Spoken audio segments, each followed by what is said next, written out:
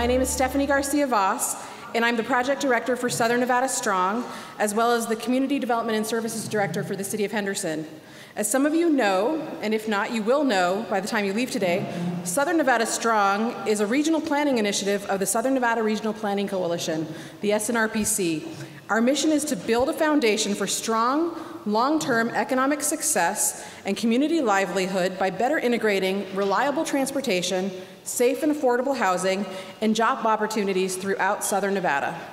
Partners include all members of the SNRPC, among other key organizations, including the City of Henderson, the City of Las Vegas, Boulder City, City of North Las Vegas, Clark County, the Regional Transportation Commission, UNLV, Southern Nevada Regional Housing Authority, the Southern Nevada Water Authority, the Clark County School District, Southern Nevada Health District, and the Conservation District of Southern Nevada. Southern Nevada Strong competed nationally and was chosen to receive funding through the Sustainable Communities Initiative, a program of the Department of Housing and Urban Development, HUD. These funds provide the resources to conduct in-depth research and community engagement efforts to analyze issues facing our community and propose collaborative solutions between now and 2015. Well, with all that said, a project like that can sound overwhelming. So let's take a look at the basic facts. What is it? Southern Nevada Strong is a process necessary to create a well-thought-out regional plan for Southern Nevada. Let me see. In year one, we began with conducting community in-depth research and analysis of our region, so we have a clear picture of where we are now. And a little later, you're going to hear a little bit about the research that we've conducted. Year two, we're going to be bringing together local community, business, and political leaders to think about what we want our region to be like and how we can work together to achieve those goals. In year three, we'll next engage our residents across the valley to weigh in on these ideas and offer suggestions for how to make our communities stronger. This process will include a small number of demonstration projects that will model what this might look like in our local communities. The end product will be a regional plan that highlights implementation strategies and priority projects. As you can see, the plan is the intermediary step, but the process really is key. This process will focus heavily on community involvement in order to create the final plan by, engaging new partners, new stakeholders, performing more outreach more often, and designing outreach efforts to hear from underrepresented groups and neighborhoods. We'll be holding regular community events to raise awareness and increase participation. We also know that to sustain any resulting recommendations, we'll need to offer training and education on best practices, provide new analytical tools, and to support continued regional collaboration. One of the challenges we have in Southern Nevada is really coming up with our own way to engage our community. Traditional methods don't really work here in Southern Nevada in a 24-hour town. So we don't necessarily have ways to learn from others, but we're going to be doing our own way of community engagement because we want to get to everyone and as many residents as possible.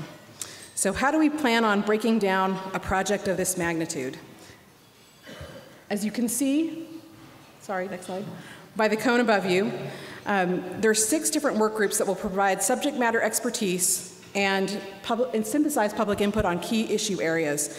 The key work groups are transportation, housing, economic development and education, the environment, healthy communities, and public engagement and equity.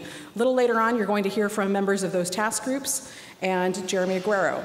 This is where heavy lifting happens at each of these groups, and we take great ideas and we're going to turn them into actionable items.